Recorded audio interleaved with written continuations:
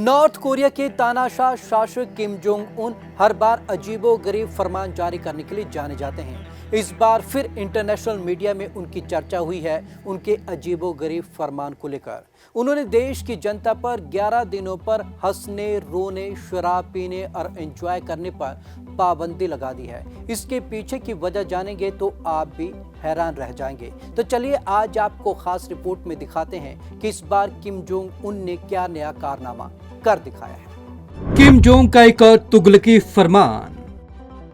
Kim Jong ने ये रोक अपने पिता और देश के पूर्व शासक किम जोंग इल के निधन की 10वीं वर्षी पर लगाई है। अगर इन 11 दिनों में किसी के घर में कोई मर जाता है तो उसे रोने या चिल्लाने की छूट नहीं है। जब तक शोक का दिन खत्म नहीं होगा तब तक बॉडी घर में ही रहेगी। इन 11 दिनों के दौरान लोग अपना जन्मदिन भी नहीं मना सकते हैं। जनता पर 11 दिनों का रहेगा बैन। किम जोंग उन ने अपने पिता के निधन के 10 साल पूरे होने पर उत्तर कोरिया की जनता पर 11 दिनों का बैन लगाया है, जो शुक्रवार से शुरू हो गया। इस दौरान देश के लोग ना हंस सकते हैं, ना ही शराब पी सकते हैं। इतना ही नहीं, अपने निजी शौक में वह जोर शोर से भी नहीं रो सकते। पार्टी, शॉपिंग आदि पर सख्ती से प्रतिबंध लगाने के आदेश जारी किए गए हैं। किम जोंग के पिता की 10वीं वर्षी।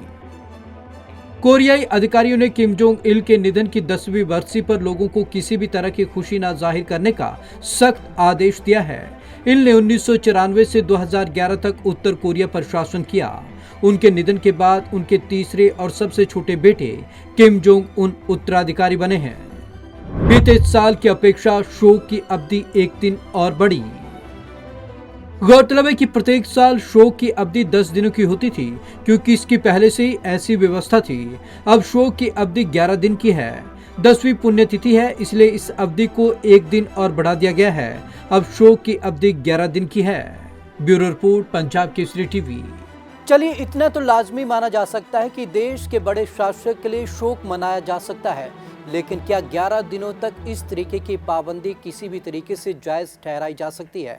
ये सिर्फ उत्तर कोरिया में ही हो सकता है और किम जोंग उन ही ये कर सकते हैं, क्योंकि अक्सर ही उन पर ऐसे फरमान जारी करने के लिए कई बार देखा, सुना और समझा गया है। वो इस तरीके के फरमान कई बार जारी कर चुके हैं और इस बार भी उनका ये फरमान जारी हो गया है, जो कि इंटरनेशनल मीडिया में इस समय चर्चा का विषय बना हुआ है।